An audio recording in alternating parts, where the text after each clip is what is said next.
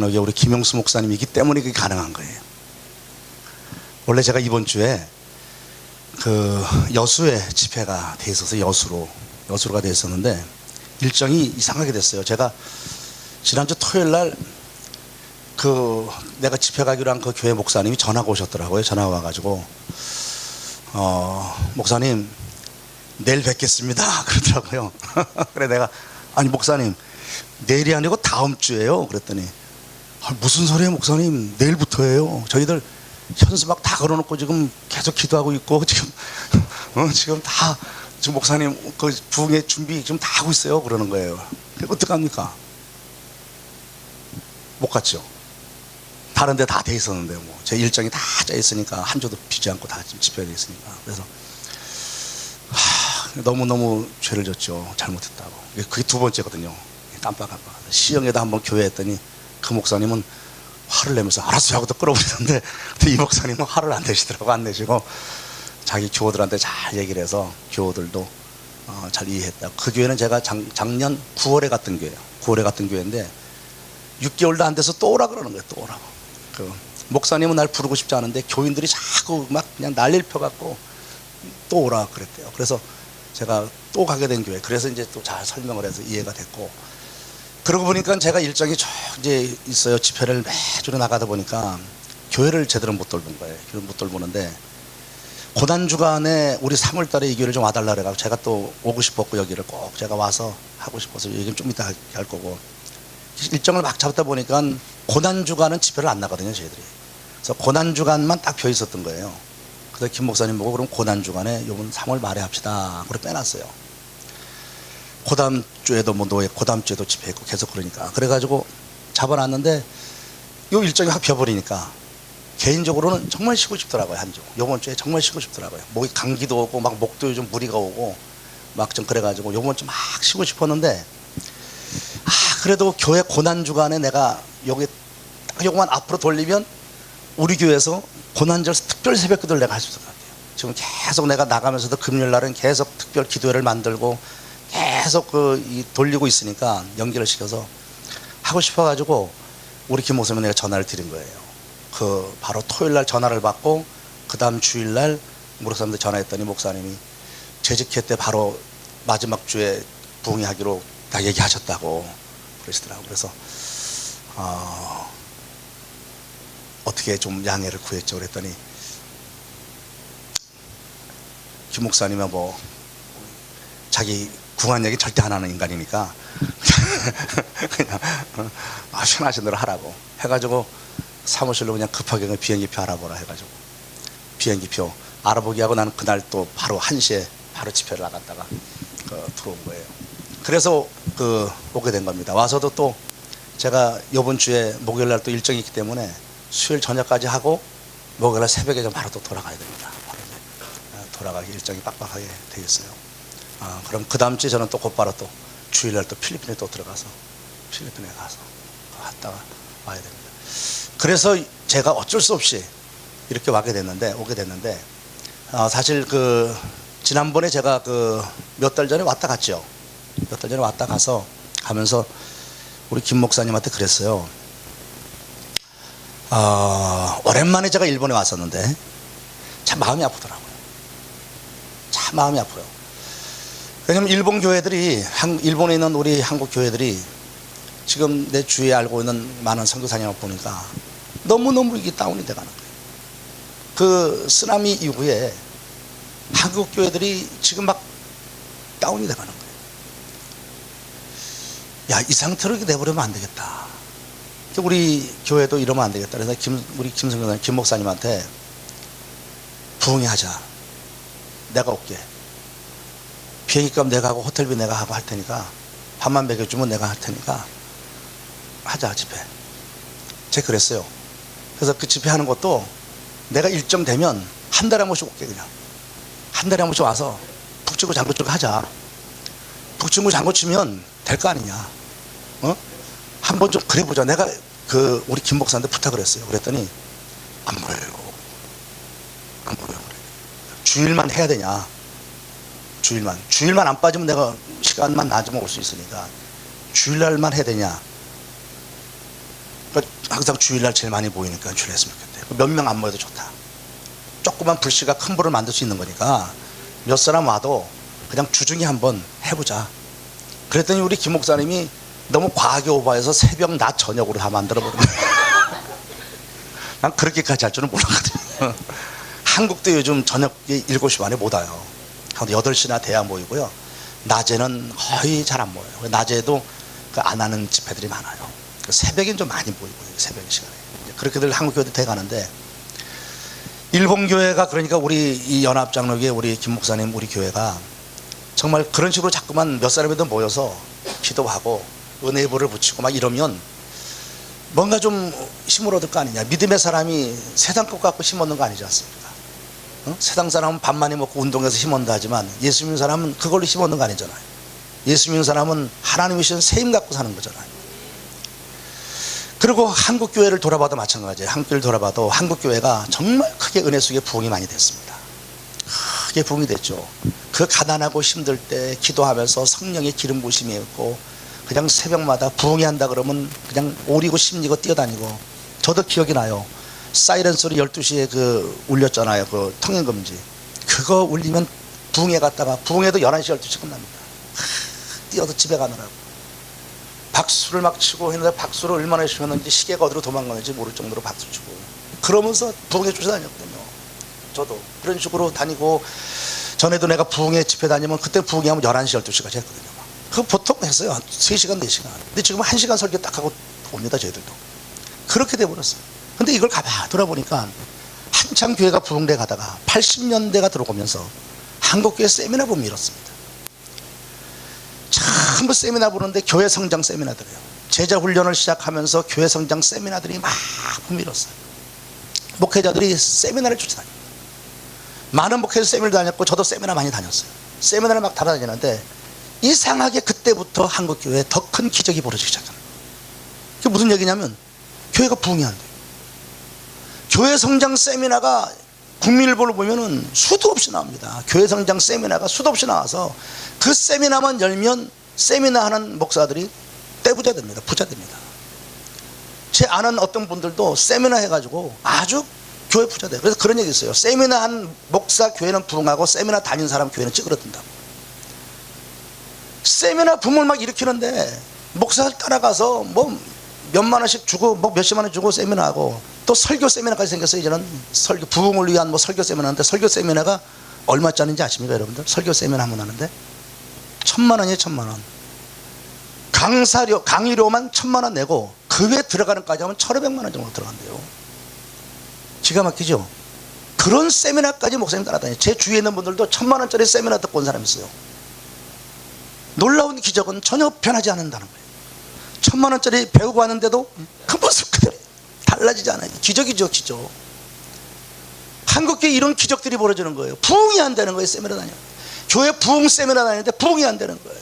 무슨 얘기냐면 세미나 다니면서 귀만 있고 머리 익숙해지는데 무릎이 없어져. 기도가 안 하는 거예요. 그래서 어느 분은 그래요. 이거 의자 생기고서부터 한국교회는 부흥이 멈췄다는 거예요. 의자 없고 다 바닥에 깔고 앉아갖고 장판 깔고 무릎 꿇고 기도했습니다. 그랬죠? 의자가 생기고서부터 한국교회는 무너지기 시작했어요. 세미나 생기면서 기도들을 안 해요. 전국 방방곡곡의 기도원들이요. 저도 기도원 집회들 많이 다녀요. 기도원 집회 가면요. 기도원 집회 지금 오라면 전 안 가요. 저는 기도원 집회 가면 그냥 갔습니다. 갔는데 지금 안 가요. 왜냐하면 몇 명 모이지도 않아요. 기도원들이 지금 안 돼요. 제가 지금 유일하게 가는 기도원이 제가 지금 전임 강사로 지금 가고 있는 데가 안양 갈매산 기도원이에요. 다음 달도 제가 거기 가요. 일주일 동안 집회하는데. 거기 가면 거기는 꽉 차요. 거기는 그냥 1,000명씩만 모입니다. 그 기도원 빼놓고는 모이지 않아요. 안 가요. 이제 다른 데는 제가 올해도 안 가요. 기도원들이 이제는 안 되니까 뭐로 바뀌냐면 기도원이 다 수양가대로 바뀝니다. 가서 푹 쉬다 오는 수양가대로 바뀌는 거예요. 기도원이 없어졌어요. 금식 기도원 같은 데 안 돼요. 오살리 금식 같은 데도 안 돼요. 거기 오살리 금식 기도원 왜 광고 나와서 목사님들 전부 사진 나와서 하죠. 그거 다 그 광고용으로 하는 겁니다. 돈 주고 하는 겁니다. 응? 이거 비밀인데 거기 강사로 쓰는 사람들이요 1년에 얼마씩 딱 내고선 쓰는 거예요. 그 사람들은 다 돈으로 계산합니다. 이건 비밀입니다. 비밀. 저는 그런 데는 눈치도 안 쳐다봐요. 그런 데는 보지도 않아요. 그런 데는 지금 그러고도 있어요. 기도원들이 안 돼요. 기도 기도가 멈췄단 말이에요. 정말 기도하는 게 제일 힘들어요. 찬양 1시간 하는데요, 기도 1시간 못해요.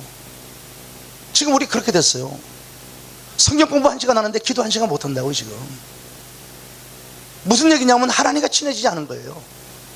친한 사람하고는요 1시간 2시간 대화 나눠도요 시간 가는 줄 모릅니다. 근데 지겨운 사람하고 앉아있으면요 10분 앉아 대화하는 것도 지겹습니다. 하나님하고 멀어진 거예요 지금 우리가. 한국 교회가 그렇게 됐어요. 근데 일본 교회를 보니까 이 문제가 심각해요. 여러분, 불이 지금 타온다 생각해요. 바람이 불면요 이 불이 더 타오르는 불이 있고요, 바람이 불면 꺼지는 불이 있어요. 어떤 불은 바람이 불면 확 타오르는데 어떤 불은 바람이 불면 꺼져요.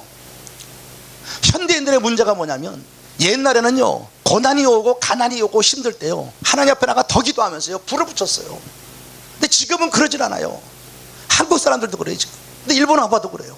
쓰나미나 이런 어려운 문제가 생기니까 이 고난 앞에 사람들이 더 하나님을 찾고 눈물로 기도하고 말이죠. 힘들고 어려울 때 주 앞에 매달려야 되는데 바람 앞에 꺼져가는 불처럼 기도를 안 해요. 우리 한숨만 쉬어요. 탄식만 해요. 살 길만 찾으려고 그래요. 쥐구멍이 찾아다니는 쥐새끼처럼 자기가 살 길이 뭔가만 막 찾아다니고 있어요. 하나님께 무릎 꿇지 않고요. 이게 오늘날 우리를 비참하게 만드는 거예요. 나는 다시 한번 우리가 다른 거 다 내려놓고 하나님 앞에 무릎 꿇는 시간들을 가져야 돼요. 정말 하나님 앞에 무릎 꿇어 기도하고 진실이 그분 앞에 다시 한번 기도하며 나가는 아버지의 마음이 우리 안에 들어와야 돼요. 아까도 우리 전사님 찬양하는데 우리 교회 이 찬양 참 멋있잖아요. 아까도 보니까 어느 교회에서 뭐 찬양 와서 해달라고 막 좀 막 8년까지 다니대. 이 찬양팀이 최고더라고. 근데 찬양을 같이 부르면, 우리 전사님을 부르면 참 은혜가 있어요.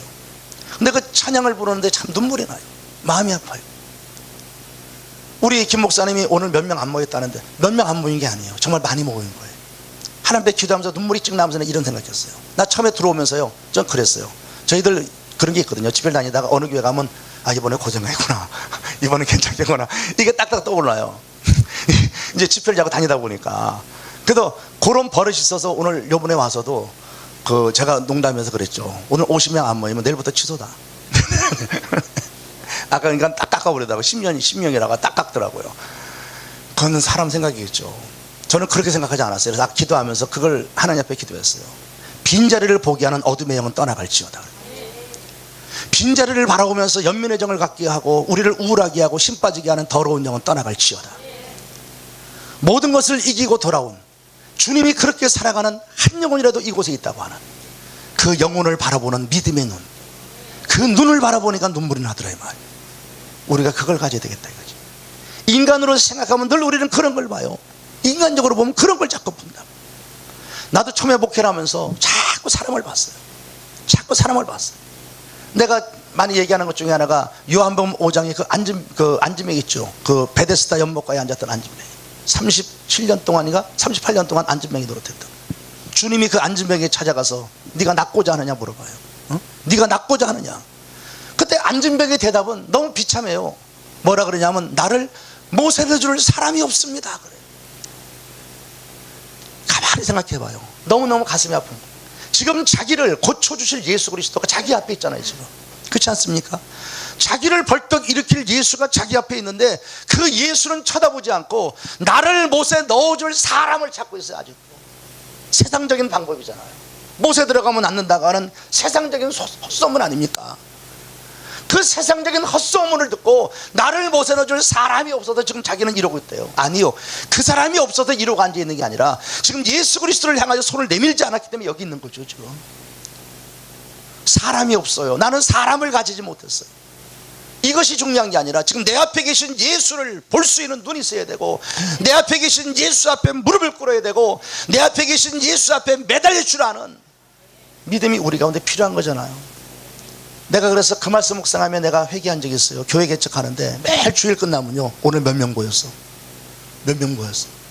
누구 안 오면요 그게 그렇게 오늘 또 시험 들어서 그대로 안 나와요. 시험 들어서 안 나온 거 같고, 처음 보는 사람이 와서 앉아 있잖아요. 그 사람한테만 설교하는 거예요. 그 사람한테 잘 보여야 되니까. 은혜 받아야 그대로 다음 주도 오지.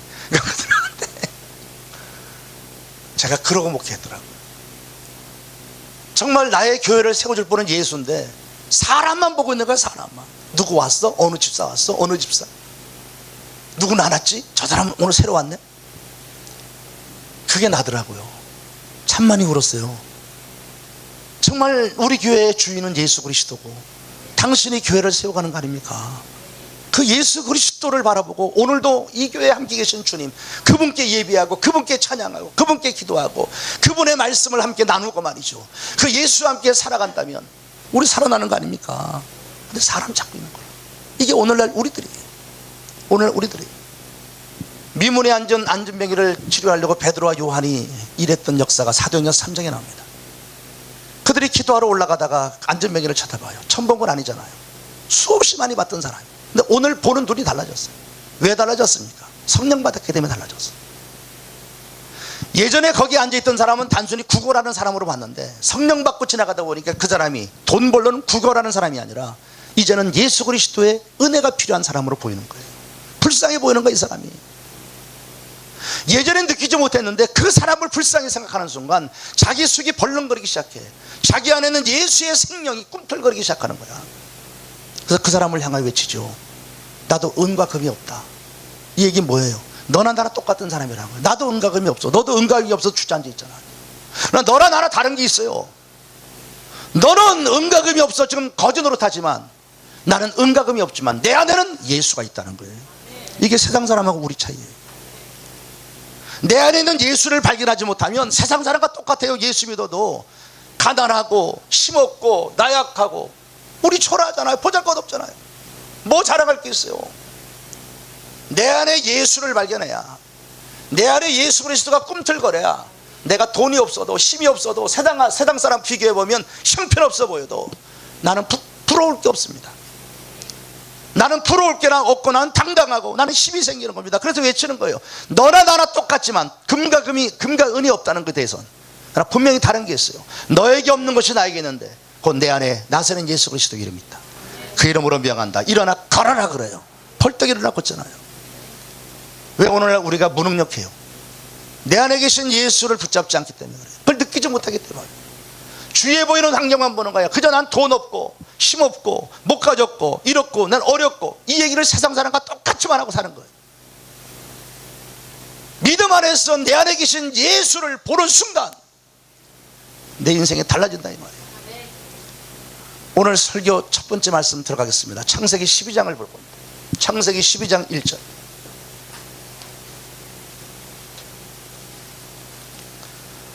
창세기 12장 1절부터 3절까지 4절까지 봅시다. 4절까지 다 같이 한 목소리 읽습니다. 창세기 12장 1절부터 4절 시작. 여호와께서 아브라함에게 이르시되 너는 너의 고향과 친척과 아버지의 집을 떠나 내가 네게 보여줄 땅으로 가라. 내가 너로 큰 민족을 이루고 네게 복을 주어 내 이름을 창대하게 하리니 너는 복이 될지라. 너를 축복하는 자에게는 내가 복을 내리고 너를 저주하는 자에게는 내가 저주하리니 땅의 모든 족속이 너로 말미암아 복을 얻을 것이라 하신지라. 이 아브라함이 여호와의 말씀을 따라갔고 롯도 그와 함께 갔으며 아브라함이 하란을 떠날 때에 75세였더라. 아멘. 너무나 잘하는 말씀이죠. 근데 제가 이 말씀을 가지고 이번 우리 교회 집회 기간 동안 이 말씀을 주제로 해서 쭉 얘기를 할 거예요.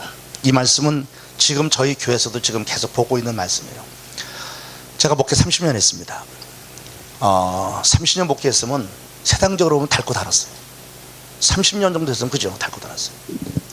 근데 참 감사한 게 뭐냐면 나는 그래도 안 닳았어요. 아직 나 순진한 거 있죠. 굉장히 내가 순진할 것 같아요. 그거 보면 내가 괜찮은 거예요. 근데 이 말씀을 올해 특별히 읽으면서 나 굉장히 슬펐어요. 마음이. 하나님 앞에서 굉장히 부끄럽고 하나님께서 아브라함을 불러요. 아브라함 보내시고 그를 보내시면서 그에게 하시는 말씀이 뭐냐면 너는 복이 되라 그래요. 옛날 복의 근원이 되라. 사실 복이 되란 말이 맞아요. 복의 근원은 하나님이시고 너는 복이 되라. 이 얘기 뭐냐면 너는 복으로 살아라. 너는 복이다 그 얘기예요. 너는 복이 되라는 얘기는 너는 복이다. 왜? 내가 너에게 복을 줬으니까. 그러니까 네가 사는 것은 복으로 살아야 된다. 근데 이 말씀이 왜 가슴에 아팠냐면 주님이 이 말씀을 통해서 아브라함에게 명령하신 거 우리에게 하신 말인데 우리도 복으로 살아야 되는데 내가 복인데 바로 예수 믿는 우리가 사는 거 보면 정말 복으로 살았나 하는 퀘스천 마크를 크게 찍고 나니까 너무너무 슬퍼지는 거예요. 내가 정말 복으로 살았나? 나 때문에 누군가가 행복해지고, 나 때문에 누군가가 웃을 수 있고, 나 때문에 누군가가 넘어진 자리에서 일어날 수 있고, 나 때문에 누군가가 예수 믿게 됐고, 나 때문에 누군가가 복을 받았고, 나 때문에 누군가가 교회 나오고, 나 때문에 누군가가 정말 삶의 어떤 희망을 꿈꿀 수 있었다면 내가 복으로 사는 거예요. 근데 내가 목회하면서 우리 교회 안에 많은 교우들을 보고 믿음의 삶을 사는 걸 가만히 보면 그런 삶들이 아니야. 교회를 다니면서 신앙생활 하면서도 말하는 거 보면은 시기하고 질투하고 미워하고 흉보고 손가락질하고 욕심부리고 다투고 싸워. 이거 복이 아니거든. 나 때문에 누군가가 힘을 얻는 게 아니라 나 때문에 힘을 뺏겨. 나 때문에 용기를 얻는 게 아니라 나 때문에 상처받아. 나 때문에 믿음으로 도전해 가는 게 아니라 나 때문에 신앙에 불을 꺼버리고 교회를 나가게 해. 예배당에 너무 많은 거예요. 얼마 전에도 우리 교회 한 집사 때문에 다른 어느 집사가 교회를 석 달을 안 나왔어요. 그 집사가 뒤에서 그 집사를 흉을 보는 얘기를 딴 사람을 통해 들음으로 상처를 받고 나갔어. 석 달을 안 나왔어요. 지난 3월 달부터 다시 나왔어요. 3월 달부터 다시 나오더라고요. 참 좋은 친구였는데 얼마나 마음이 아팠을까 그 생각했어요. 내가 전화 안 했어요. 그저 카톡으로만 내가 모른 척하면서 보냈더니 미안하다 그래요. 나는 그 집사를 생각하면서 그랬어요. 왜 교회 안 나오냐, 끝까지 교회 안 나오냐. 내가 그러지 않았고, 너 참 마음이 아팠겠다. 얼마나 실망했겠냐. 그래도 3개월 동안 떠나갔다가 다시 오니 얼마나 감사합니까. 3년 가 있다 와도 할 말이 없는데 3개월만 갔다 왔는데도 감사해. 얼마나 마음이 아팠겠냐 그 말 때문에. 그러면서 슬프더란 말이죠. 오늘날 교회가 왜 이렇게 됐냐 이 말이에요. 복으로 살아가는데, 주님 복으로 살라 그러는데 복이 아니야. 나눠주려고 하는데 나눠줄 게 없어. 돈이 없으면 웃음이라도 줘야 될 거 아니야. 돈 없고 가난한 사람들이 부자들 보고 질투하고 더 교만해지고 말이죠. 내가 가난하면 하나님 앞에 복을 받게 몸부림이라도 쳐야 되는데 아무것도 없어. 도대체 뭐로 살 거냐. 너가 복이라면 정말 그러고 살면 안 되잖아. 우리 원래 저주받은 인생이었습니다. 근데 예수 그리스도를 통하여 우리는 복의 인생이 됐어요. 하느님의 복받는 존재가 됐단 말이죠. 아멘 합시다. 그럼 예수 그리스도를 통해서 내 인생이 달라졌단 말이죠. 근데 우리가 예수 믿으면서도 달라지지 않았어요. 옛날 저주스러웠던 삶, 저주받은 인생으로 살던 그 삶을 즉 그대로 살고 있다. 예수 믿고 교회 다니면서도 저주받은 삶을 그대로 살고 있다. 이건 비극 아니냐. 그래서 하나님 앞에서 내가 많이 울었어요. 그래서 이 말씀을 내가 우리 교우한테도 전하면서 참 속상함으로 많이 전했어요. 정말 우리 다시 한번 돌아보자. 우리 자신을. 아버지의 마음을 좀 깨닫자 이게요.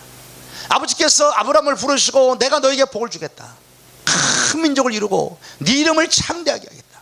그리고 뭐라 그래요? 너를 축복하는 자에게 내가 그 사람 복 주고 너를 저주하면 그 사람 저주한다. 그 얘기 뭐냐면 하나님께서 철저하게 내 편이 돼주겠다는 말입니다. 너를 축복하면 내가 너무너무 좋아가지고 그 사람한테 막 복을 주고, 너 저주하면 나 그 사람 꼴도 보기 싫대. 그 사람 가만 안 두겠대. 가만 안 놔두겠대. 그 얘기잖아요. 그죠? 하나님이 너무너무 우리를 사랑하셔가지고 우리 편 대주겠다는 얘기거든. 그게 내 자식을 누가 흉보면 기분 좋을 게 못 있어요.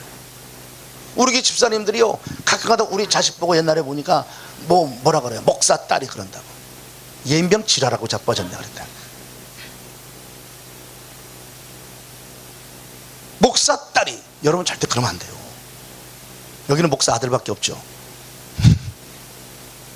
목사 다 연결시켜요. 목사 동생이, 목사 누나가, 목사 할머니가. 한국 사람 참 못했어요. 연결시키지 마세요. 완전히 따로 분리시켜야 됩니다. 따로 분리시켜야 돼요. 우리 애가 내가 예배 축도 끝나고 내려오니까 우리 애가요 아빠 하고 뛰어오니까 조금 했을 때 한 집사님이 아빠가 뭐야 목사님이지 그래. 내가 그 자리에서 혼냈어. 그 집사님. 얘한테는 난 아빠야, 너한테는 목사고. 아냐? 내가 그 즉시 수정했어. 그 즉시. 그랬더니 얼굴이 빨개져서 가더라. 응? 그렇잖아요. 그죠? 걔는 내 딸인데 아빠하고 뛰어오는 애를 붙잡고 아빠가 뭐야 목사님이라고 혼을 내는 사람이 어디 있습니까? 응? 그리고 하면 안 되죠. 무슨 얘기가 다르게 갔어요. 나 또 나 가끔 가다가 3,000평 하는데 미치겠어. 예전에는 정말 이러지 않았어요, 머리가. 근데 요즘 머리가요, 조금만 가다 보면 다시 돌아오지를 못하네. 그래가지고 이게 이래요. 어디까지 했어요? 그건 내가 알지. 근데 전 단계에서 맥이 끊겼거든. 마지막 그 얘기 했거든. 우리 딸 얘기 나오다 같이. 이 목사가 바보가 자기 딸 얘기만 나오면 딸 쫓아가는 거야. 그래서 그래. 정말 우리 하나님이요, 우리를 얼마나 사랑하는지. 제가 우리 딸 얘기 하나 더 할게요. 우리 딸애가 호주에 가 있었어요. 큰애가 호주에 가가지고 있었는데 10년을 제가 안 가봤거든요. 10년 만에 갔어요. 10년 만에 우리 딸이 이제 대학원 다 졸업하고 대학원 다 졸업한 데 갔어요. 갔더니 얘가 이제 나를 이제 호주 구경 한다고 저 차 운전하고 다니면서 아빠 나 저 집에 살았고 또 저 석 달 살다가 또 저 집에 가서 또 살았고 저 집에 살았고 그러고 다니는 거야. 갑자기 가슴이 뭉클해지는 거야. 하나님께 맡긴다고 10년을 내버려 두고 살았는데 지가 혼자서 막 이사 다니면서 그러고 산 거야. 제가 혼자 한국으로 돌아왔어요. 우리 집사람은 두고 한국에 돌아올 때 비행기 안에서 10시간 걸려요. 비행기 안에서요 10시간을 울었어요. 우리 큰 애 때문에 10시간을 울었어요. 왜냐하면 큰 애에 대해서는 더 빚진 마음이 있어요. 여기 사모님도 마찬가지지만 아버님 목사님이고 막 그러니까 다 그렇지만 제가 우리 애를 낳자마자 바로 개척했어요. 교회를. 그냥 지지리도 못 살지. 그때는 뭐 돈 한 푼 없을 때니까. 그러니까 우리 애에 대해서는 너무 빚진 마음이 있는 거예요. 얘를 늦은 시간까지 집에다 혼자 둬두고 혼자 신방 다니고 뭐 하거든 들어오면 혼자 쓰러져서 테레보다 자고 이런 걸 이런 걸 봐왔거든. 그러니까 우리에 대해서 아버지의 빚진 마음이. 그러니까 비행기를 타고 오면서 10시간 울었어요. 10시간. 아마 비행기에서 누가 아마 죽었을 거야. 그랬을 거야. 밥도 안 먹고 울었어요. 그러면서 내가 깨달은 게 있어요. 아버지의 마음. 하나님도 우리 이렇게 사랑하시는구나. 내가 그래서 그 다음 주에 이런 걸 깨달았어요. 하나님께서 우리를 너무 사랑하시고 나도 주님을 사랑해요.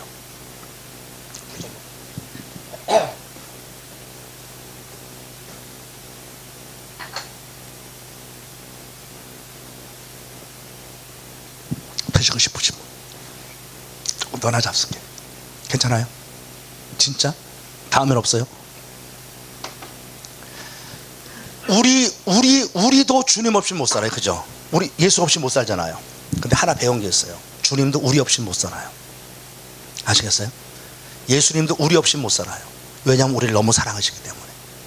나는 아브라함에게 주님이 너 축복하면 나 그 사람 축복하고 너 저주하면 그 사람 저주한다는 이 말을 보면서요 정말 가슴이 벌렁 거예요. 야, 하나님이 이렇게 우리 편이고 이렇게 우리를 사랑하는구나. 그 사랑 느껴봤습니까? 그렇게 사랑하면서 복을 쏟아주는 거예요. 그리고 너 보고 복이 되라 그래. 내가 마음껏 너에게 복을 줄 테니까 너 복이 되라는 거예요. 근데 우리는 그분하고 상관없이 복은 하나도 없이 옛날에 저주의 모습으로 그냥 살아간다. 이건 아버지 마음을 슬프게 하는 거예요. 우리 아버지의 마음이 어떤지 알아. 하나님의 마음이 도대체 어떤 거냐. 이 세상 속에서 너희가 어떻게 살아야 될 것이냐. 이거를 우리가 배우는 거예요. 그걸 통해서 넌 복이 되라. 복으로 살라는 얘기는 네가 이 세상에서 어떻게 살았으면 내가 좋겠는지 주님이 그걸 얘기하는 거라고.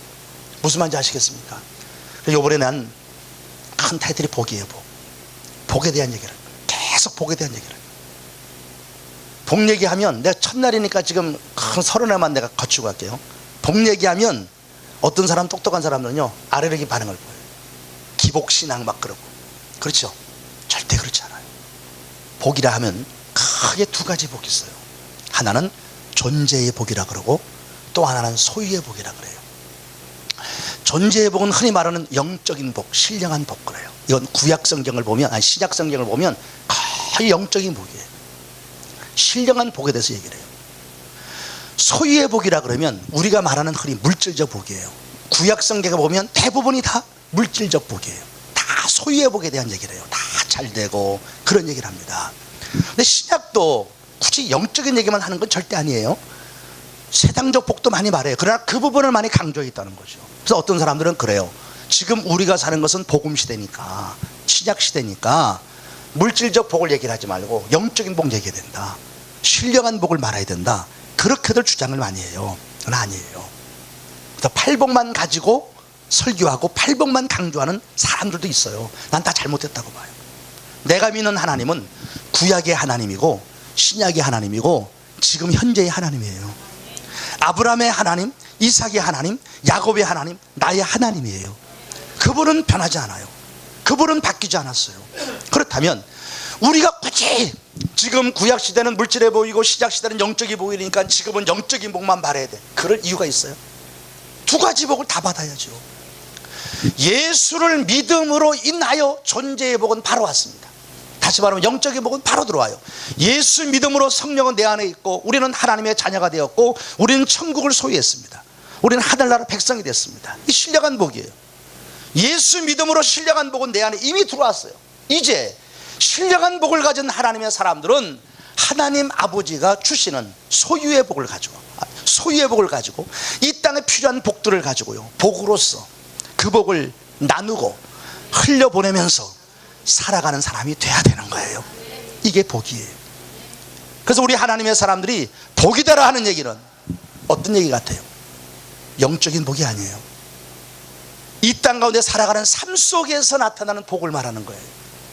그래서 나는 굳이 강조하고 싶은 것이 뭐냐면 이 복을 강조하면서 이 복 받는 삶들을 우리가 하나하나 따져가면서 진짜 지금도 살아계신 하나님의 복을 받아서 복된 삶으로 승리하는 하나님의 사람이 되었으면 좋겠다. 이번에도 그래서 성경을 통해서 여러분과 말씀을 하면서 여러분이 이 말씀을 듣고 정말 믿음으로 도전해서 여러분의 삶들이 체인지되고 하나님의 축복의 역사가 일어나는 기적을 반드시 보게 될 줄로 믿습니다. 믿음을 가져야 돼요. 확신을 가져야 돼요. 나는 영적인 복만 말하고 신령한 복을 강조하고 이것은 마귀의 짓이라고 봐요. 그것은 사단이라고 봐요. 하나님의 사람으로 하여금 신령한 복, 영적인 복만 막 얘기를 해가지고 이 세상 것은 아무 관심도 없는 척 만들어가지고 말이죠, 결국은 빈터트를 만들고 아무것도 아닌 사람으로 살게 해요. 난 이거 사단의 짓이에요. 이건 마귀의 짓이에요. 그래서 똑똑하다는 사람들이 뭐 영적인 복, 신령한 복 말하는 거 난 절대로 인정하지 않습니다. 그리고 내가 선포하는 이 말은 하나님의 말씀을 나는 분명히 믿습니다. 여러분도 그 믿음 갖고 함께 도전해 주시기를 부탁을 드립니다. 그래서 하나님의 사람들이 단순히 신령하고 영적인 복을 받았으니까 우리는 이것으로만 다 됐어, 감사하면 돼, 뭐 이러고 살지 마시고 정말 이 땅 가운데 육신을 갖고 사는 동안 하나님 아버지는 모든 것의 주인이시잖아요. 모든 것의 주인이시니까 그분이 내 가정을, 내 자녀를, 내 하나님을, 내 육체를 다 복 주셔가지고 말이죠, 내가 정말 하나님의 그 복을 가지고 말이지 정말 살아계신 하나님을 증거하고 자랑하며 살아가는 영광스러운 사람들이 돼야 되겠다. 일본 땅에서도 여러분이 살면서 참 힘들고 어려운 삶들을 살 거예요. 그러나 여러분 아셔야 됩니다. 이 땅에서도 여러분들은 거부가 될 수 있어요. 믿어주세요. 정말 거부가 될 수 있고 부자가 될 수 있다. 확신하시고 도전하시기를 바랍니다. 한국이 얼마나 못 살았는지 여러분 잘 알 거예요. 그죠? 대한민국이 얼마나 못 살았는지 알죠? 저도 진짜 찢어질 정도로 가난하게 살아본 사람입니다. 우리 아버님이 쫄딱 망해가지고 정말 찢어지게 가난했어요. 응? 어디가 찢어지는지 알죠 여러분들? 풀만 뜯어먹어갖고 거기가 찢어지, 거기가 그렇게 가난하게 살아봤어요. 먹을 게 없어갖고 닭창자 죽을 갖다가 시쳐갖고 칼 찢어갖고 쌀 요만큼 나갖고 죽을 끓여요. 닭창자는 이만큼을 갖다 집어넣으면 요만큼 돼요. 쪼그라들어가지고 그 닭창자 죽 주워다가 버린 죽, 그 닭창자 주다가 그거 먹고 살았어요. 나 고등학교 합격했는데 아버님이 돈이 없어갖고 등록금을 못 해줬어요. 등록금 못 해줘가지고 고등학교 입학을 못했어요. 저 1년 재수했어요. 고등학교 애들 다 교복 입고 머리 깎고 학교 다닐 때 저는 머리 기르고 사복 입고 저는 그 도서실에서 공부했었습니다. 저는 정말 죽고 싶었어요. 그때 나는 주님을 만났어요. 정말 그때 많이 죽고 싶었어요. 너무너무 힘들었어요. 사춘기 시절에 그때 주님 만났어요. 오죽 내가 그랬으면 제가 고등학교 합격자 발표하는 날 여기다 칼 넣고 갔다니까. 떨어지면 죽으려고. 얼마나 그 조그만 애가 힘들었으면 그랬겠어요. 매일 예배당에 갔어요. 매일 예배당에 가서 하루도 쉬지 않고 교회 가가지고 앉아갖고 찬송하리 1장부터 마지막까지 다 불렀어요. 제가 피아노를 좀 칩니다. 피아노를 치는 이유가 오직 하나였어요. 찬송가 치고 싶었어요. 모르는 찬송가를 치고 싶어 갖고 누구한테 물어보니까 무슨 바이엘인가 하는 거를 사면 된대. 그래서 서점에 나가가지고 제일 서점이라고 안양했어요. 거기 가가지고 바이엘이라는 책을 사갖고 예배당에 문을 잠가놓으면 사찰 그 집사님 눈치를 봐가면서 말이죠. 그 겨울에 예배당 문 좀 열어달라고 가가지고 손을 확 불어가면서 바이엘을 똥똥 치면서 혼자 독학을 해서 피아노를 배운 거예요. 이유는 오직 하나, 찬송가 부르고 싶었어요. 하나님 찬송하고 싶었어요. 그리고 기도하면서 그러면서 왔어요. 고등학교 들어가서도 교복 한 신이 하나 샀어요. 나는 교과서도 없이 고등학교 생활했어요. 교과서도 빌렸었어요. 교과서도 빌렸고 교련복도 빌렸고 체육복도 빌렸어요. 교복만 어머니가 돈을 만들어가 교복 하나 사줬는데 교복 하나 산 게 여기가 쭈글쭈글 우그러들었어요. 그 교복서로 쭈글쭈글 우그러든 거를 지금 저 오스트리아에 가 있는 최영식 선교사라고 우리 김 목사도 잘 알아요. 그 친구와 같이 그 교복 찾으러 가가지고 그걸 입고 이게 뭐냐고 고쳐달라고 못 고친대. 거기 서가지고 제가 30분을 울었어요. 30분을 울었습니다. 그러니까 그 최 목사가 그때 형 가자 끌고 나가서 울면서 교복 하나 사입은 게 너무너무 감격스러웠어. 나도 그렇게 찌질이 못 살게 가난해 봤어. 근데 싹 세월이 지나가면서 보니까 난 지금 복 많이 받았더라고. 대한민국 복 많이 받았더라고. 나는 이건 하나님의 복이라고 생각해요. 분명히 하나님께서 한국 교회 주시고 그렇게 눈물로 기도했던 믿음의 선배들을 통하여 하나님이 복 주신 복이라고 믿습니다. 근데 이 복을 지금 우리는 떠나버리고 있어요.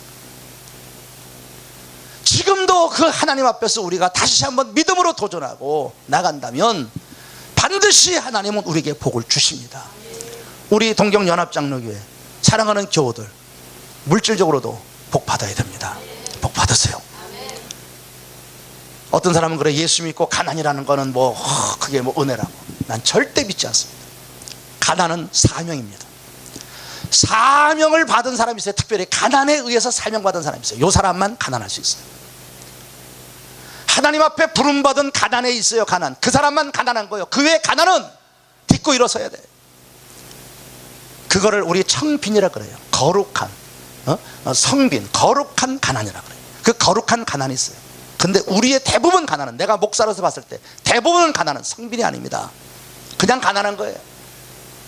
그냥 가난한 것을 합리화시키려고 그래요.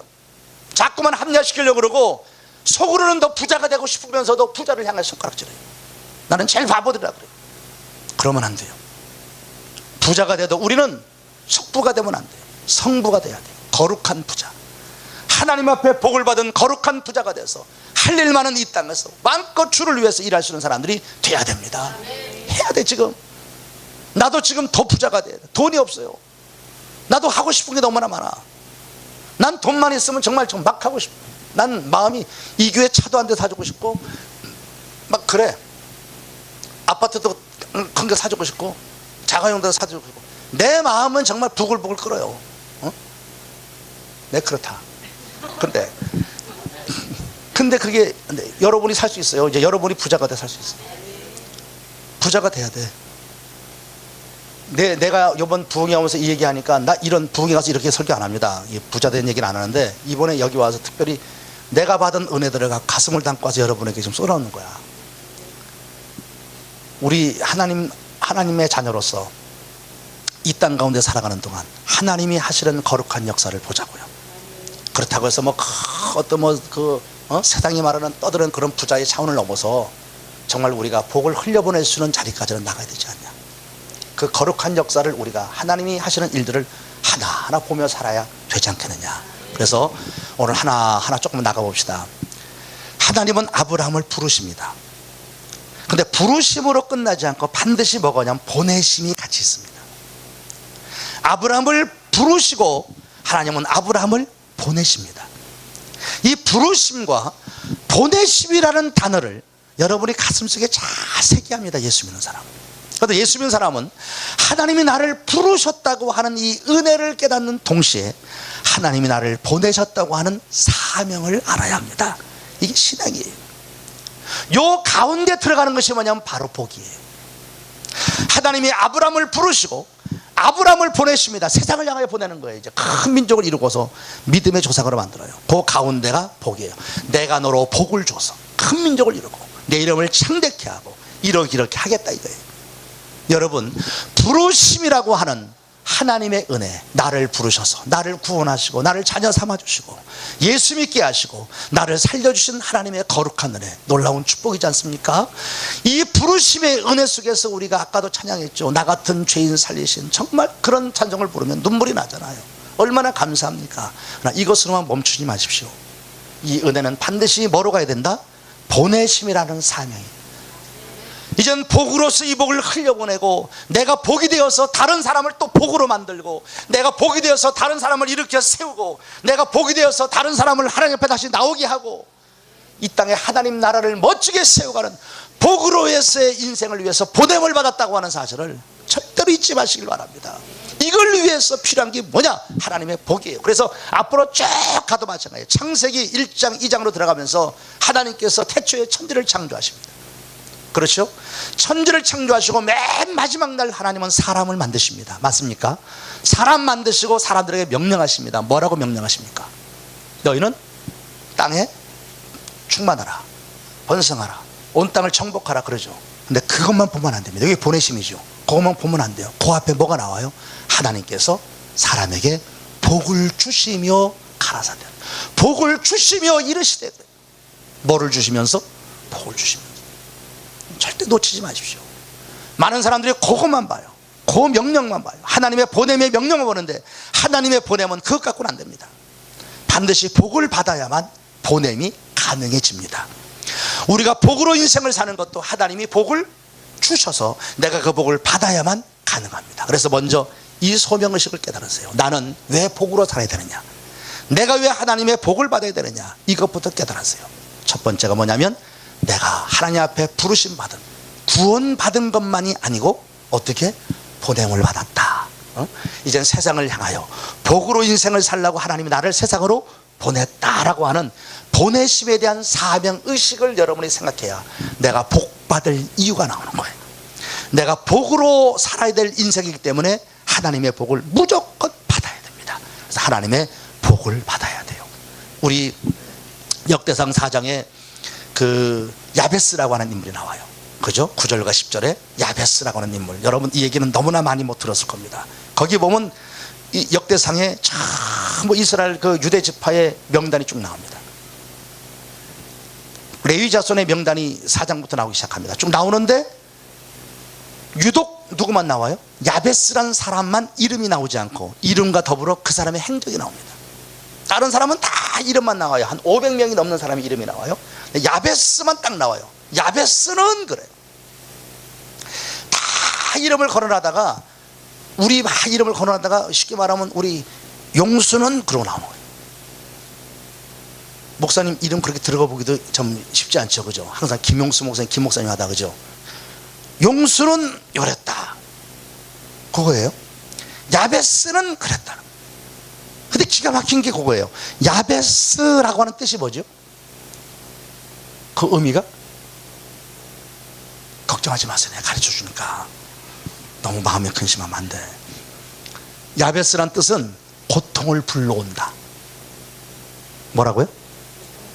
그건 무슨 뜻이에요, 그러면 그건? 뭘 해도 되는 게 없는 놈이다, 넌. 넌 뭘 해도 망한다. 넌 뭘 해도 끝났다, 인생은. 저주받은 이름이에요. 성경 뭐라 그러냐면 어머니가 그를 수고로이 낳았음이라 그래. 야베스라고 적고 고생해서 낳았대요. 왜 그랬을까? 학자들이 많이 생각을 해요. 아마 유복자로 태어나지 않았을까? 아버지 없을 때, 아버지가 먼저 돌아가시고, 그래서 가난 때문에 너무 힘들어서, 혹은 난산, 아기를 낳으면서 너무너무 고생해가지고 고통스러워서 야베스. 아무리 그래도 그렇지 어머니가 아들 이름을 그렇게 짓겠어요, 그죠?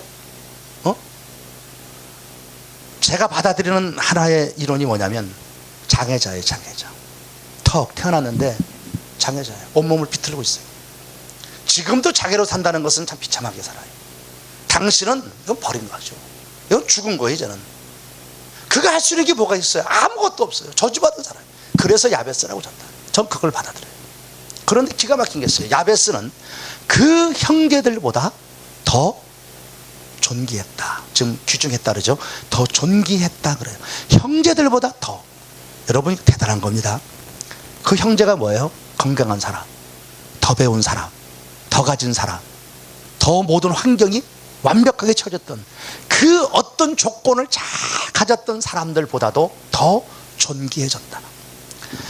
그런 수고로이 났던 인물, 고통을 불러오는 인물, 저주받은 인생으로 살 수밖에 없었던 인생이 완전히 뒤집어졌단 말이에요. 완전히 그의 인생을 뒤집어 버렸어. 그 어떤 형제들보다 더 존귀했다 그랬어요. 근데 그 이유는 오직 하나예요. 하나님 앞에 기도했어요. 내게 복의 복을 더하여 주옵소서.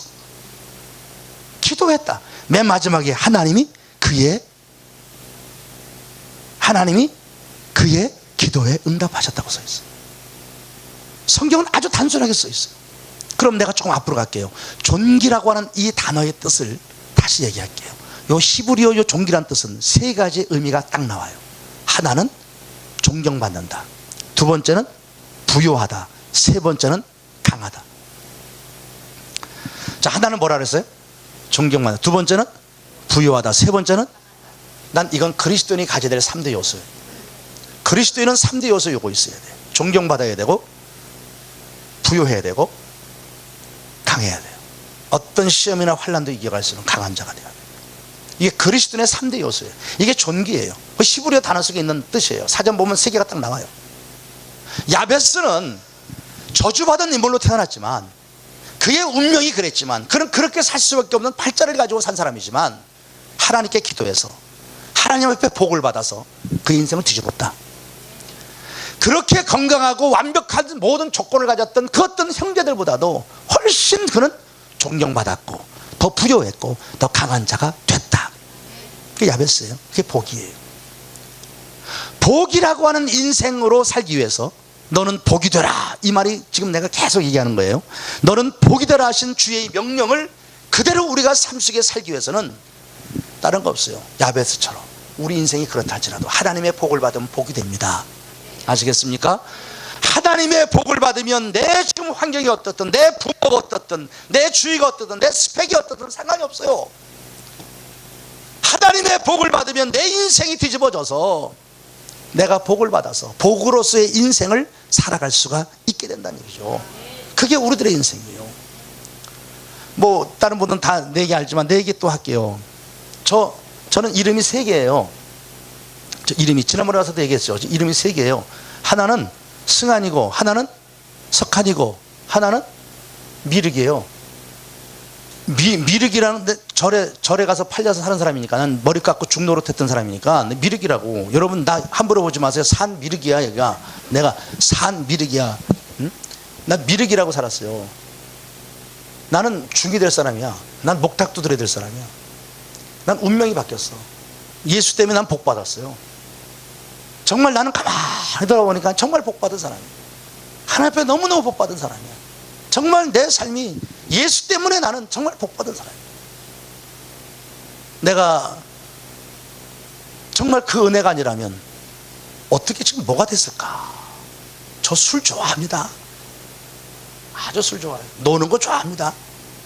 노래도 부르는 거 좋아하고요. 응? 좋아해요. 저는 지금도 이 술 딱 보면 침이 꿀꺽. 그렇진 않고, 사랑 여러분,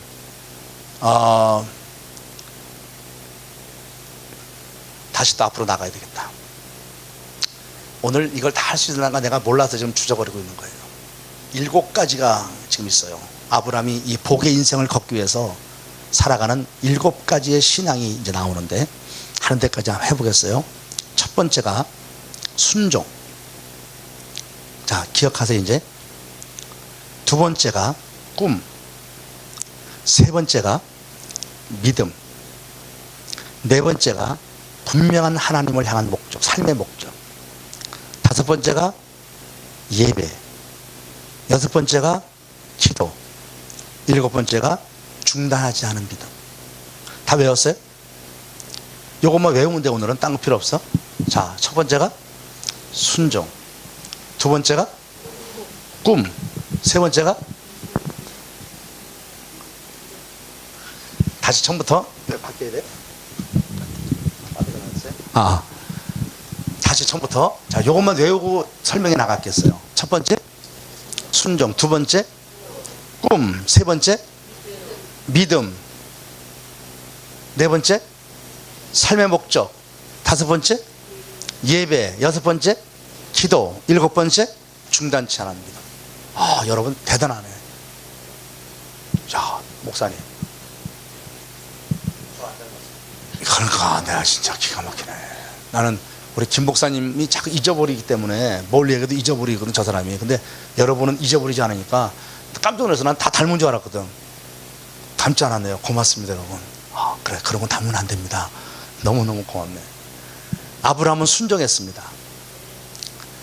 오늘날 제가 목사인데 목회를 하면서 교인들을 쭉 봐봐요. 어떤 사람은 그래요. 내가 복 얘기를 쭉 하니까, 목사님, 그러면 목사님 말하는 그런 사람들, 가난하고 막 이런 사람은 그럼 저주받은 겁니까? 나한테 그래요? 얘기 잘 들어야 돼요, 여러분. 저주받은 거예요? 저주받은 거 아니에요. 저주받은 거 아니에요, 절대. 아직 그 복을 못 받은 거예요. 아직 그 복을 못 받은 거지 저주받은 게 아니에요. 말들을 막 이상하게 하더라고. 막 꽈 얘기하려고 그래. 내가 단도직입적으로 이야기해요. 대부분의 많은 사람들이 하나님의 위대한 역사를 경험하지 못하는 이유는 뭐냐면 하나님의 말씀을 말씀되게 하지 않기 때문에 그렇습니다. 잠깐 아까 서재에서 내가 책을 봤어요. 우리 김 목사님 무슨 책인가 꺼내서 보는데 거기 예화가 하나 있더라고. 캐나다에서 아주 지독히 가난했던 깁슨이라고 하는 사람이 미국의 최고의 거부가 됩니다. 그 사람에게 와가지고 사람들이 물었습니다. 거부가 된, 부자가 된 이유가 뭡니까? 첫째, 술 마시지 마십시오. 두 번째, 열심히 일하십시오. 세 번째, 하나님을 진실히 믿으십시오. 세 가지. 그때 그분이 물었어요. 그거 다 알고 있는 거 아닙니까? 깁슨이 그래요. 알고 있는 건 중요하지 않습니다. 그걸 그대로 실천하느냐가 중요한 겁니다. 그 하나에 내 예화를 읽었어요. 맞습니다. 여러분, 예수 믿고 교회 다니는 거 중요하지 않습니다. 그것도 중요하다 그러겠죠. 그러나 아니에요. 성경은 말해요. 주여 주여 하는 자마다 다 천국 가는 건 아니래요. 여러분이 교회 오고 기도하고 이거 중요하지 않아요. 더 중요한 것은 진짜 믿냐 안 믿냐예요. 진짜 그 안에 예수가 있고 정말 살아있는 신앙을 가지고 있느냐예요. 오늘날 우리의 신앙들이 얼마나 형식적인 모양인지 몰라요. 목사로서도 스스로도 생각해도 부끄러울 때 많지만 교인들을 보면서도 속상할 때가 많아요. 목사는 내가 노골적으로 얘기합니다. 내가 설교하는 것이 여러분 밥 벌어먹기 위해서 설교합니까? 내 설교가 밥 벌어먹기 위해서 설교합니까? 무슨 소리가 그래요? 내가 설교하는 거 여러분들은 앉아서 아무렇지도 않게 듣고 그냥 가버려. 그 말씀 붙잡고 도전하는 사람이 없어요. 나는 이 말씀을 준비하고 여러분이 이 말씀을 통하여 순종하여 복받고 은혜받고 정말 하나님 앞에서 놀라운 역사를 경험하는 사람이 되기를 원하면서 이 말씀을 준비해 전합니다. 여러분은 아무렇지도 않게 듣고 있어요.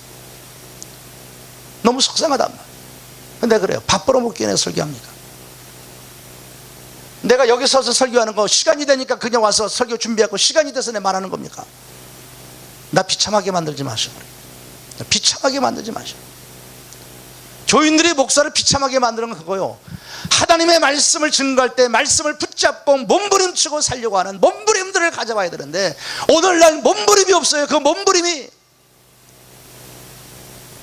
그게 순종이에요. 순종이라고 하는 건 믿음의 사람이 하나님의 약속에 복을 받기 위한 대가의 지불입니다. 우리가 뭐 물건을 사려면 돈을 지불하고 사잖아요. 성도는 하나님의 약속한 복을 받기 위해서는 그 대가의 지불이 뭐냐면 순종이라는 대가를 반드시 지불해야 되는 거예요. 그 대가를 지불하지 않고 살기 때문에 하나님의 약속이 우리 가운데 오질 못해요. 그 약속이 그림으로만 남는 거예요. 그림으로만, 허상으로만 남는 거예요. 허상으로만, 귀로만 듣고 마는 거라. 정말 말씀이 씨앗이 돼서 내 안에 심겨지고 내가 몸부림치고 그 씨앗을 자꾸 키워가지고 말이지 드디어 열매로 나타날 수 있도록 만들 수 있는 도전이 우리 가운데 있어야 되지 않냐. 아브라함에게 있어서 위대함은 그거 아닙니까? 하나님이 가라 그래요. 전혀 알지 못하는 땅으로. 그럼 갔습니다. 오직 말씀을 쫓아갔습니다. 마침내 가나안 땅에 갔습니다. 성경은 말해요. 갈 바를 알지 못하고 갔다 그래요. 그러고는 갔습니다. 이게 바로 대가의 지불이에요. 부름받고 보냄받은 사람의 대가의 지불이에요. 냉정하게 얘기합시다. 전 설교하는 데는 단도직입적으로 설교하는 스타일이기 때문에 여러분에게 단도직입적으로 얘기를 합니다. 딱딱 부러지게. 정말 여러분 말씀 앞에 순종합니까? 몸부림 쳐봤습니까? 말씀 듣고 끝나고 나 말씀을 알아, 그거 알아, 저것도 아는 말이야. 성경 여러분 예수 20년 30년 믿으면 성경 모를 게 뭐가 있어요? 읽지 않아도 다 알아. 들은 풍월이 있습니다. 한 번도 읽어보지 않았어도, 일독하지 않아도 성경 다 알아. 웬만한 건 다 알아. 무슨 얘기 하냐면 그거 알기는 잘 알아. 그런데 그 말씀이 내게 축복이 안 돼. 그 말씀이 내게 복이 안 된단 말이야. 이건 심각한 거예요. 오늘 아브라함은 순종이라고 하는 대가를 지불합니다. 모든 걸 버려두고 가라. 버려두고 갑니다. 자기의 모든 터전을 버려두고 갑니다. 주님은 그걸 보고 있었던 거예요. 여호와 이레라고 하는 말도 그렇지 않습니까? 이삭을 갖다 바쳐라. 참 아브라함에게서 보는 건 대단한 믿음이에요. 그게 순종. 이삭 갖다 바쳐라. 어떡합니까 여러분? 바칩니다. 바칩니다. 갖다가 사흘길을 걸어서 모리아 산으로 갑니다. 칼을 뽑아들고 장작덤 위에 아들을 올려놓고 칼을 뽑아들고 죽이려 합니다. 하나님이 다급해졌어요. 하나님은 아마 그랬을 거예요. 저놈이 진짜 할까? 저놈이 진짜 저거 할까? 상상해봐요. 아들 갖다 바치면 바치겠어요? 네? 나는 아들이 없으니까 그런 말에 대해서, 딸밖에 없으니까 편하게 얘기한다고 생각하지는 마세요. 정말 아들 갖다 바치면 바칠 수 있어요? 아들을 위해 칼을 뽑아들고 할 수 있어요? 지금 할 수는 없습니다. 지금 못합니다. 못하기 때문에 하나님이 아예 부탁도 안 합니다. 그렇게 안 하십니다. 지금 아브라함은 합니다. 뽑았어요. 하나님이 다급해서 아브라함 불러요. 그러면서 네가 나를 경외하는 줄 이제 알았대. 하나님이 감동을 해요. 여러분 정말 그 순종 속에서 하나님이 감동하도록 한번 해봤습니까? 순종은 내가 할 수 있을 때 하는 게 순종이 아니에요. 진짜 순종은 할 수 없을 때 하는 거예요. 도무지 할 수 없을 거라 생각할 때 할 수 있는 게 순종이에요. 예? 예배당에 올 때 올 수 있는 시간에 오면 무슨 게 오는 겁니까? 도무지 올 수 없는 시간을 어떻게 만들어 올 수 있고, 들을 수 없는 것을 들을 수 있고, 할 수 없는 것을 하겠다고 나설 때 하나님 마음 감동하는 거죠. 목사가 그거 보면 감동하는 거잖아. 눈물이 핑 도는 거 아니야. 나라도 못할 텐데. 여호와 이레의 말이 거기 나와요. 여호와 이레의 뜻이 뭡니까? 하나님이 친히 준비하셨다. 그 말이 어디서부터 나옵니까? 그가 보고 계신다는 말이에요. 보고 계신다. 아브라함이 이삭을 데리고 사흘길을 모리아 산으로 가는 길을 한번 그림 그려보라고. 아들을 볼 때마다 눈물이 핑 돌고 가슴이 찡해. 저걸 어떻게 죽이지? 철없이 따라오는 아들. 3일을 울면서 걸은 길이요. 3일을 울면서 걸었어. 얼마나 기도했겠어. 3일을 기도하면서 울면서 가다 보니까 확실히 생겨. 하나님께서 저 아들 죽이진 않을 거야. 그래서 다시 돌아온다는 믿음의 고백을 합니다. 3일을 걸어가면서 마음속에 부활에 대한 소망까지 생겨. 하나님에 대한 믿음이 생겨. 그래서 담대하게 칼을 뽑는 겁니다. 근데 그 모습을 하나님은 다 보셨던 거예요. 아들을 보며 울컥울컥 울면서 다시 손을 붙잡고 아들을 데리고 사흘길을 모리아산을 기도하며 올라오는 아브라함을 다 보고 계셨던 거예요. 그리고 미리 준비하셨던 거예요. 여호와 이레입니다. 하나님은 우리를 보고 계시는 거예요. 순종할 수 없을 것 같은데 순종하려고 몸부림치고 애쓰고 발버둥치고. 내일 새벽에 여러분 새벽기도 오는 거 쉽지 않습니다. 쉽지 않죠. 이게 딱 땅에 붙으면 안 일어납니다. 이 추울 때 뜨뜻한 데 딱 붙으면 이게 이상하게 딱 붙어가고 안 일어납니다. 가야 돼 하고 일어나야 되는데 장범이 가야 돼 붙습니다. 더. 그런데 그렇게 피곤한 거 아는데도 온다는 거 참 대단하죠. 전에 내가 가끔 가면서 내가 간증을 해요. 우리 교회 그 새벽에 그 모여서 집회를 할 때 밤새도록 일하고 말이죠. 3시, 2시에 들어와. 밤일하던 사람들이. 우리 교회 집사가 2, 3시에 들어왔어. 근데 그분이 새벽에 들어와. 어떻게 하냐니까 새벽에 와서 새벽기도 올라고 잠을 안 잔대요. 잠을 안 자는데 그 집사님이 옛날 하나 엄마, 두나 엄마, 두나 아내였나? 두나였던 걸로 생각했대. 잠이 오니까 잠을 안 자고 새벽기도 올라고 목욕을 한대. 목욕을 하고선 버틴대. 그리고 새벽기도 시간에 새벽기도. 나 그때 그 얘기를 아직도 잊지 못해. 오래된 얘기요. 10년 전 됐지 벌써. 내가 처음 여기 와서 부흥회할 때야. 처음 와서 이렇게 부흥회할 때 긴시주 있을 때야. 그때 그 간증을 듣는데 참 너무 가슴이 좀 밤을 새서 일하고 2시 3시 들어와서 새벽기도 나오려고 잠이 오니까는 샤워기 갖고 샤워해 가면서 그리고 버티면서 있다가 새벽기도 온 거야. 참 너무너무 감사하지. 그런 분들이, 그런 모습들이 우리를 감동시켜, 그런 모습들이 우리를 기쁘게 하는 거야. 우리의 신앙에서 그런 열심과 그런 열성이 사라져갈 때 우리 뜨거움이 사라진 거예요. 그게 사라진 거예요. 그래서 순종이라고 하는 단어를 귀가 아프게 많이 듣잖아. 우리가 예수 믿는 사람들은 순종이라는 단어 너무너무 많이 듣지만, 순종이라는 단어는요, 피라는 게, 이 피가 묻어나야 돼. 피가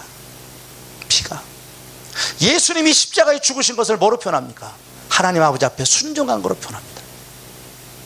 받으신 고난으로 순종하심을 배웠대. 그래서 지금도 순종하는 자들을 당신은 축복하신다.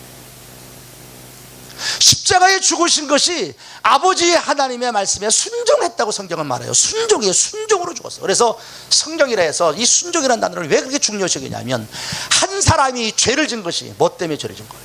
불순종입니다. 그것이 온 인류를 죄에 빠진 거예요. 불순종이라고 하는 것이 죄의 원인이었어요. 순종하지 않았어요. 이게 온 인류를 망하게 한 겁니다. 순종이 그렇게 중요한 거예요.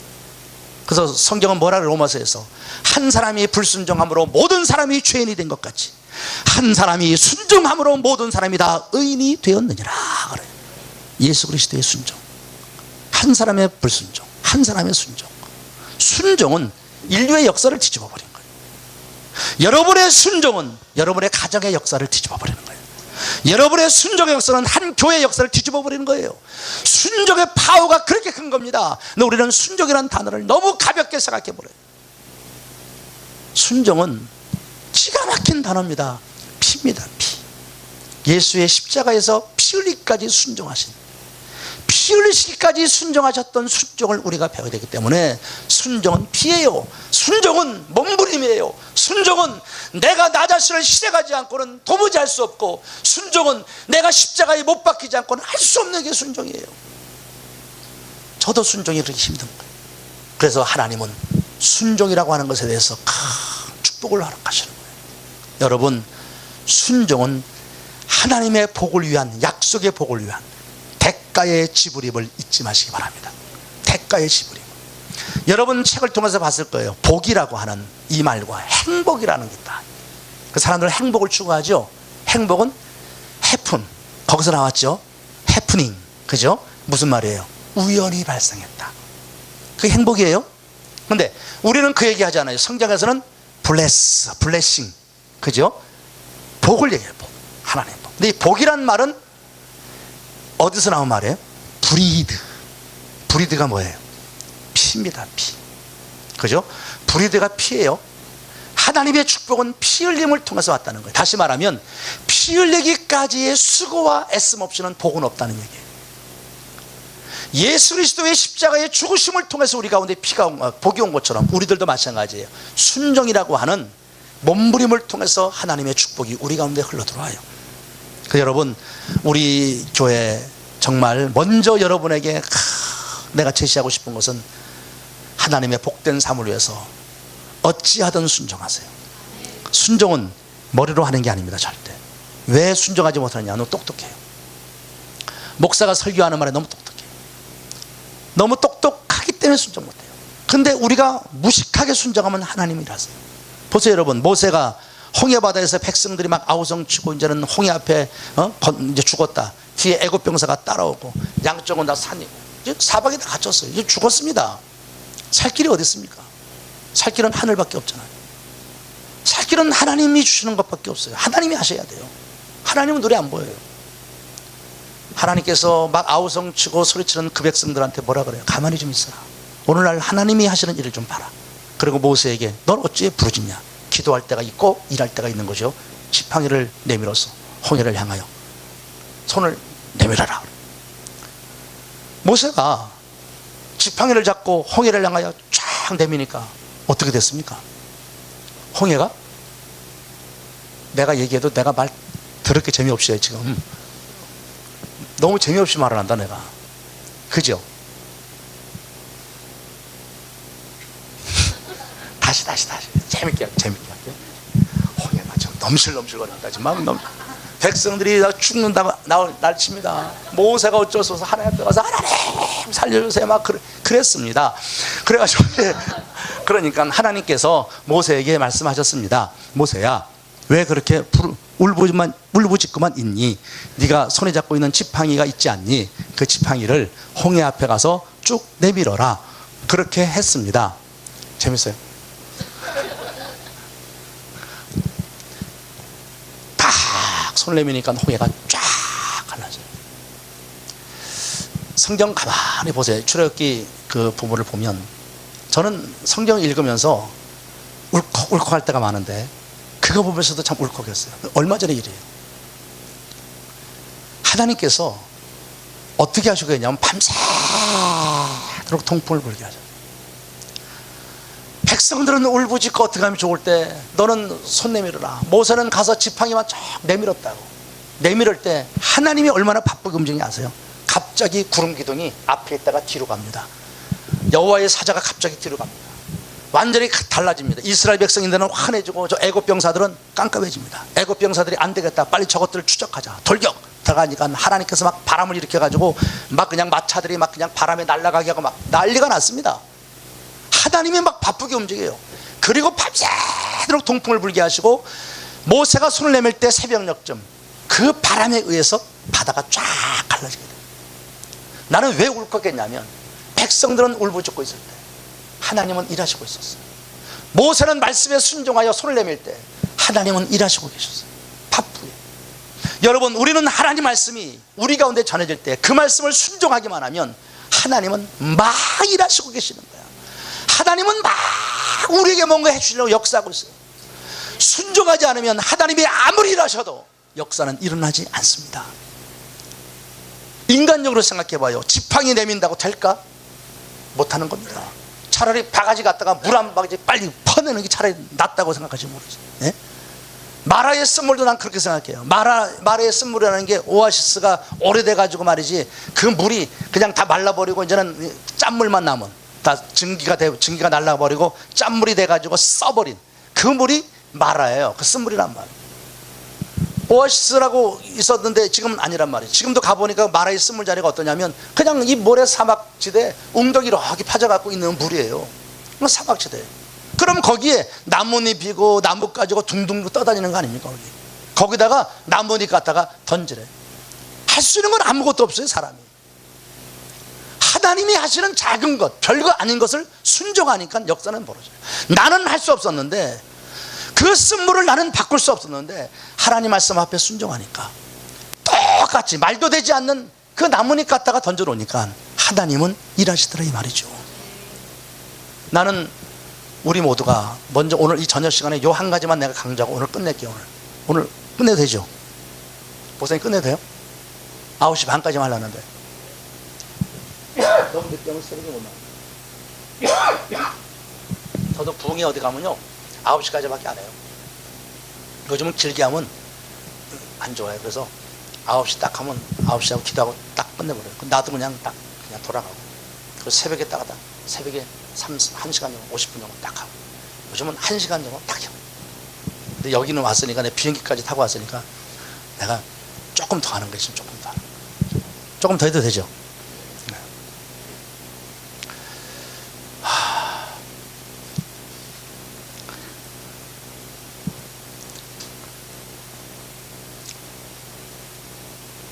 왜 그런지 아세요?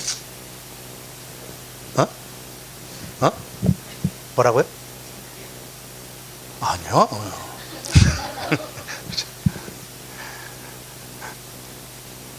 빨리빨리 나가줘야 되는데 내가 좀 못 나가고 있어서 그래. 그래서 지금 몇 가지 다 치고 가야 되는데 오늘 첫날입니다. 그죠? 7가지 사실 오늘 다 해야 되는 거거든요. 다 해야 되는데 한 가지만 놓고 내가 지금 붙잡고 들어줘서 그래요. 한 가지만 놓고. 그런데 여러분 말씀을 들어가다가 꼭 그렇게 생각하세요. 집회라는 건 내가 준비한 대로 하지 않습니다. 무슨 말인지 아세요? 그때 따라 또 다르게 막 끌고 갈 때가 있어요. 저는 그냥 자유롭게 하는 거예요. 그래서 오늘 7가지를 다 하려고 섰어요, 사실은. 처음부터 7가지를 다 하려고 섰는데 7가지 다 하지 못하고 한 가지만 지금 던지고 지금 가는 거니까 한 가지만 가슴에 좀 잘 새겼으면 좋겠다. 응? 그 오늘 던진 얘기가 순종이라는 얘기입니다. 순종. 요 순종이라고 하는 것은 내 안에 갖고 있는 갈등을 극복하지 않으면 절대 할 수 없어요. 그래서 요 얘기를 또 하고 나갈게요. 갈라디아서 5장에 성령의 소유과 육체의 소유 얘기가 나옵니다. 그죠? 요건 나의 갈등이에요. 항상 우리 안에는 싸움이 있습니다. 이게 영적인 싸움이고 육적인 싸움이죠. 영과 육이에요. 여러분 잘 알죠? 소욕이라고 하는 말이 뭐라 그랬어요? 성령의 소욕할 때 소욕이란 뜻이 뭐라고요? 소욕.